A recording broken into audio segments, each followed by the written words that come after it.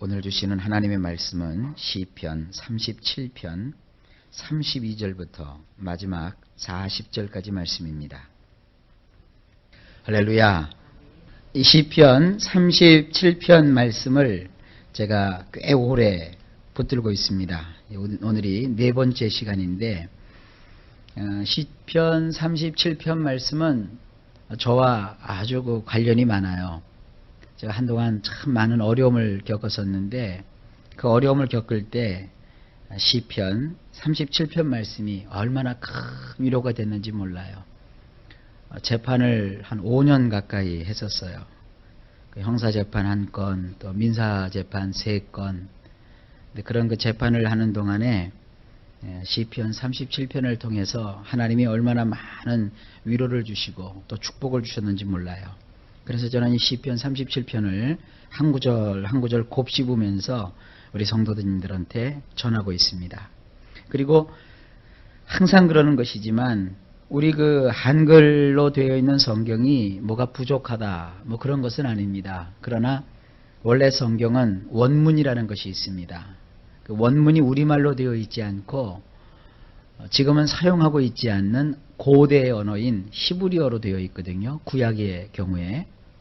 그런데 그 고대의 글자이기 때문에 그 글자로 쓰여진 낱말을 현대에 살고 있는 우리들에게 이해될 수 있도록 번역하는 과정이 필요하거든요. 근데 그 번역하는 과정에서 우리 성경도 참 훌륭하지만 원문이 주고 있는 그 내용들 중에 아주 중요한 부분을 많은 부분에서 놓치고 있어요. 그래서 제가 여러분들이 조금 어렵더라도 히브리 원문에 있는 내용을 현대식으로 잘 각색을 해서 제가 원문의 뜻을 전하는 것으로 하나님 말씀을 계속해서 선포하고 있습니다. 그런 말씀을 통해서 이 성경 말씀이 얼마나 그렇게 생생한 하나님의 음성을 담고 있는지 저나 여러분이 체험할 수 있습니다. 자, 오늘은 32절입니다. 악인이 의인을 엿보아 살해할 기회를 찾으나. 자, 여기 두 사람이 나오죠. 악한 사람이 하나 나오고 의로운 사람이 나와요. 이 시편 37편의 논리를 보면 의로운 사람은 선을 추구하고 있고 악인은 악을 추구하고 있는데, 그런데 우리가 생각할 때 의인이 더 힘이 셀 것 같아요. 악인이 더 힘이 셀 것 같아요. 오늘 이 시편 37편에서는 악인은 마음도 악하지만 힘도 세요.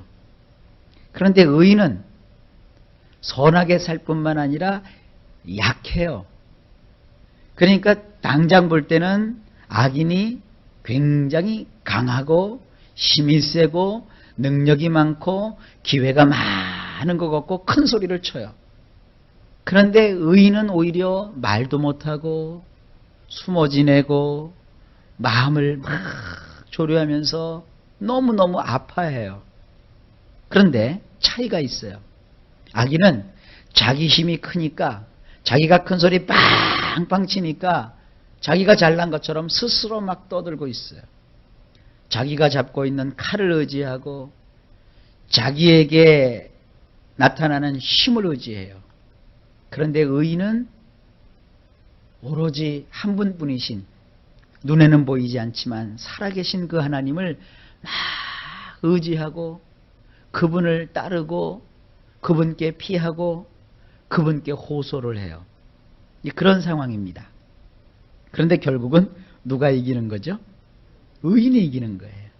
그게 시편 37편의 말씀이고 오늘날도 마찬가지입니다. 여러분, 세상 사람들은 힘을 의지하잖아요. 자기가 가지고 있는 그 힘. 그래서 세상 사람들은 이런 얘기합니다. 하나님을 믿으려니 내 주먹을 믿어라. 그 주먹 아무것도 아니에요, 사실은. 또 자기가 갖고 있는 무슨 재력, 뭐 부동산의 힘, 무슨 재력, 또 심지어는 돈이 많다는 걸 과시하기 위해서 무슨 팰리스라고 하는 그런 그 아주 고층 복합 아파트에서 사는 것을 그걸 막 자랑하고 과시해요.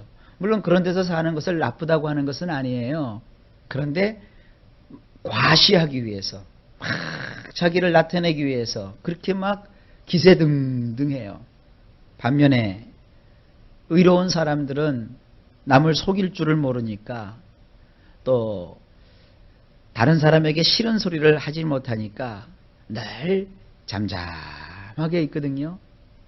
그런데 결국은 하나님을 의지하는 의인을 하나님은 그냥 버려두지 아니하시고 그를 모든 삶 속에서 아름답게 인도해 주신다는 거예요. 그 내용을 자세하게 좀 보겠습니다. 우리 성경에는 악인이 의인을 엿보아 살해할 기회를 찾으나 라고 되어 있는데요. 원문을 그대로 해석을 하면 악인이 매복하고 엎드려서, 매복이라는 것은 몰래 숨는다는 거예요. 의인을 살피며 그를 살해하려고 호시탐탐 노리는구나. 33절 여호와는 저를 그 손에 버려두지 아니하시고 재판 때에도 정죄치 아니하시리로다. 그런데 여호와께서는 그 손에, 그 악한 사람의 손에 저를, 그 의인을 넘어가지 않도록 보호해 주시며, 그러니까 그 손에 저를 넘어가도록 하지 않으시며, 판결을 받을 때에도 아무런 정죄도 받지 않게 하시는도다. 되게 그 악한 사람하고 의로운 사람하고 법정에서 싸움이 붙으면요, 누가 이기는 줄 아세요? 돈 많은 사람이 이겨요. 돈 많은 사람이. 그래서 법원에 가서 억울함을 호소했던 사람들이 막 가슴을 치잖아요. 유전 무죄, 무전 유죄 그래요. 유전이 뭐예요? 돈을 많이 갖고 있으면 무죄라는 거예요. 그런데 돈이 없으면 억울해도 죄가 있다는 거예요.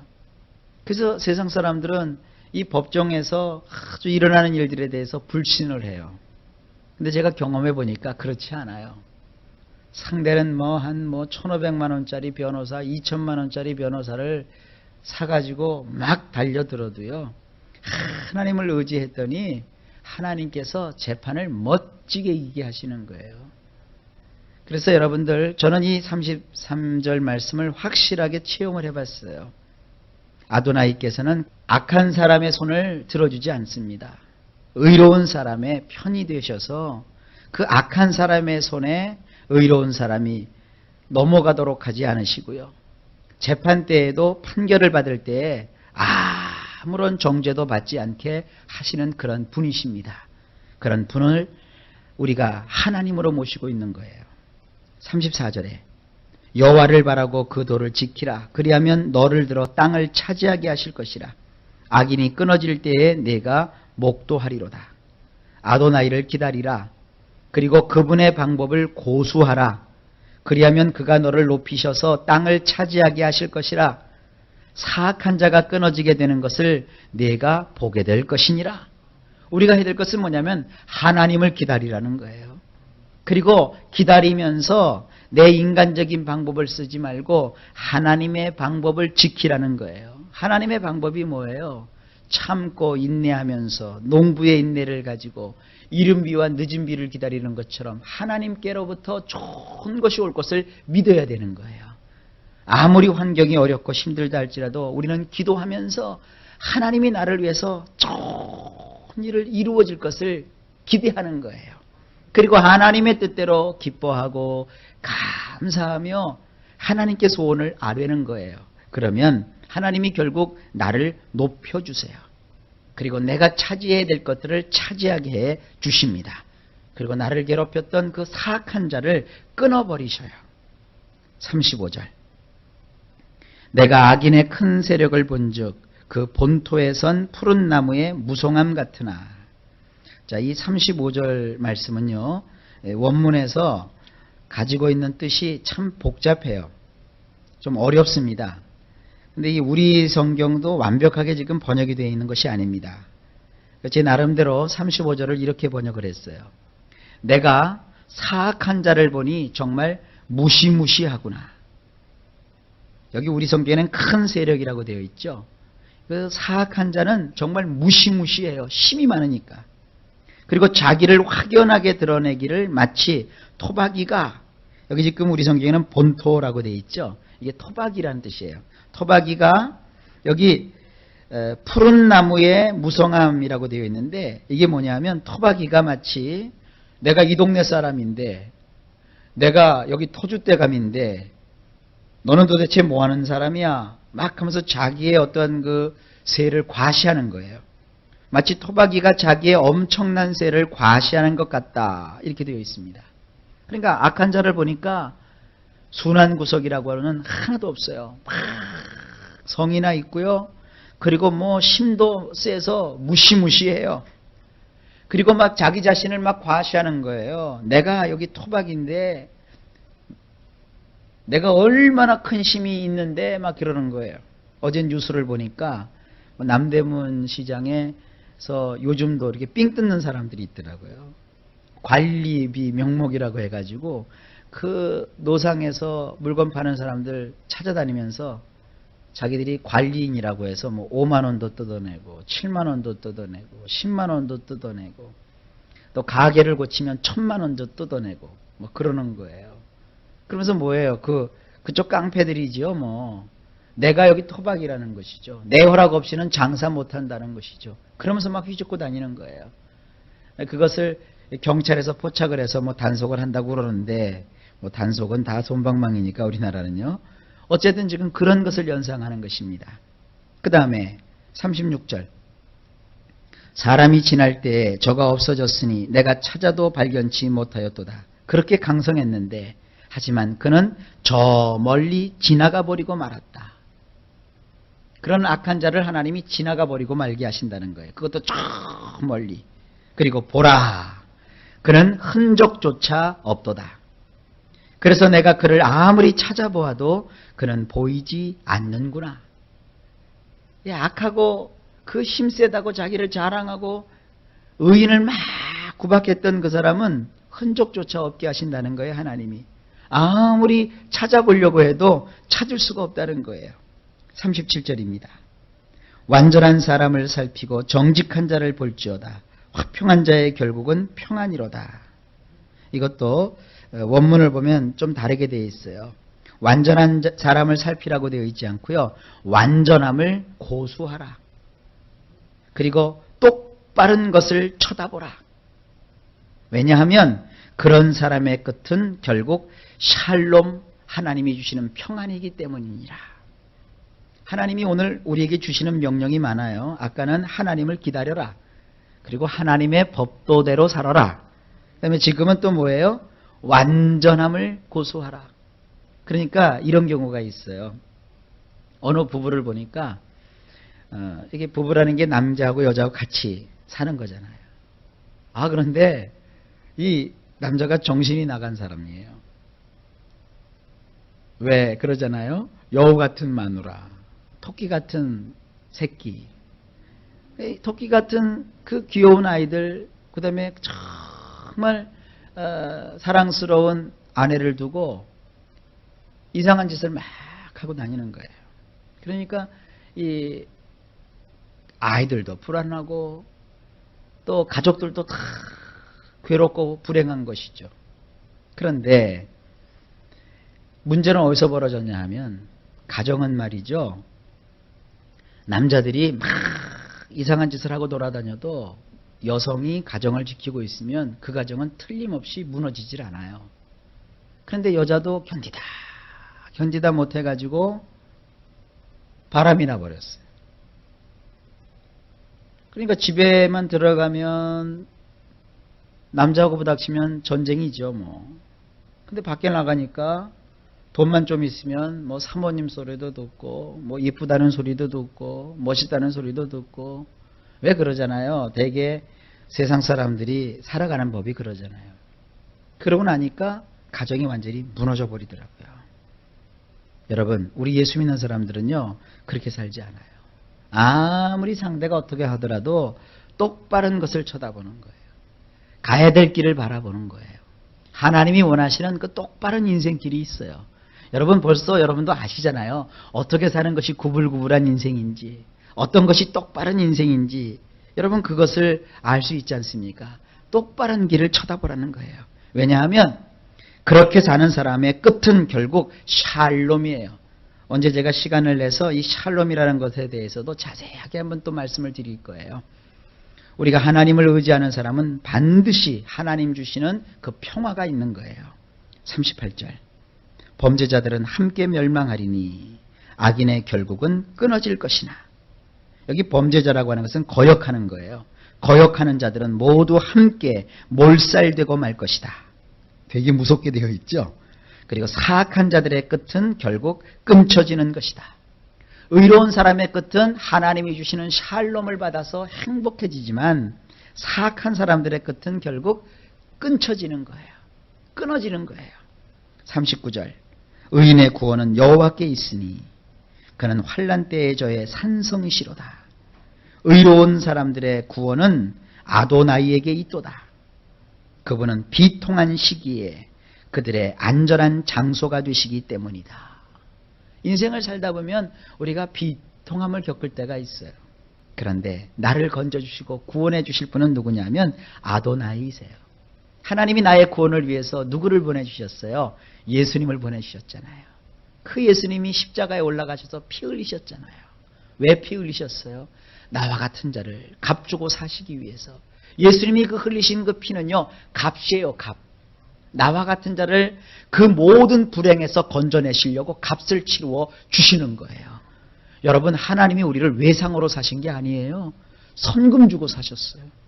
근데 마귀는 자꾸 우리가 외상 주고 산 것처럼 하나님 앞에 나가지 못하도록 자꾸 우리 마음을 막아요. 그러지 마세요. 이미 하나님이 선불 주고 우리를 다 사셨어요. 행복은 여러분의 것이에요. 기쁨은 여러분의 것이에요. 축복은 여러분의 것이에요. 그래서 찬송에도 있잖아요. 승리는 내 것일세, 축복은 내 것일세, 행복은 내 것일세. 이 믿음을 가지고 오늘도 하나님 앞에 기도하시기를 주의 이름으로 축원합니다. 나는 언제나 복을 받으려나. 하나님, 나와 같은 자도 복을 받을 수 있나요? 그게 아니에요. 하나님은 이미 우리에게 복을 다 주셨어요.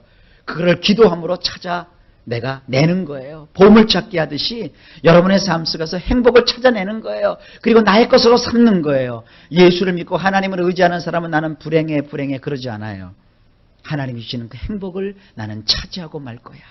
하나님, 그동안 내가 눈이 감기워서 하나님 주신 그 축복을 보지 못했습니다. 하나님이 나와 함께 하신다는 사실을 깨닫지 못했습니다. 오늘부터 내 눈을 열어주셔서 하나님이 주시는 그 기쁨을, 하나님이 주시는 그 축복을 나도 받아 발견하게 하시고 가지게 하시고 소유하게 하시고 누리게 하여 주시옵소서. 그렇게 하나님을 바라보시길 바랍니다. 하나님은 우리의 인생에 있어서 안전한 피난처가 되십니다. 마지막으로 40절입니다. 여호와께서 저희를 도와 건지시되 악인에게서 건져 구원하심은 그를 의지한 연고로다. 우리 성경으로 봐도 훌륭한데 조금 싱거워요. 원문으로 보면 이렇게 되어 있습니다.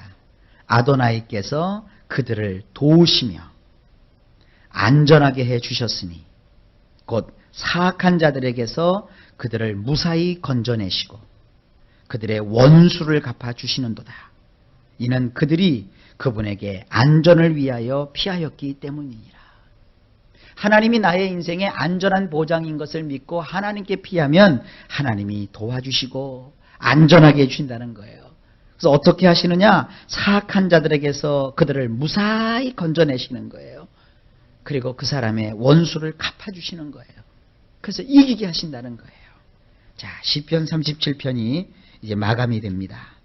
하나님은 사악한 자가 처음에는 잘 되는 것 같더라도 거기에 너희 마음이 빼앗겨서 막 분냄으로 너희 마음을 불태우지 말라 그랬어요. 불사르지 말라 그랬어요. 우리 마음을 불태우면 우리만 손해예요. 하나님을 의지하라 그랬어요. 하나님을 너의 피난처로 삼으라 그랬어요. 피할 것은 하나님밖에 없습니다. 그래서 하나님을 기다리고 하나님을 바라보면서 나는 하나님의 방법을 붙잡으면 하나님이 어떻게 하시느냐?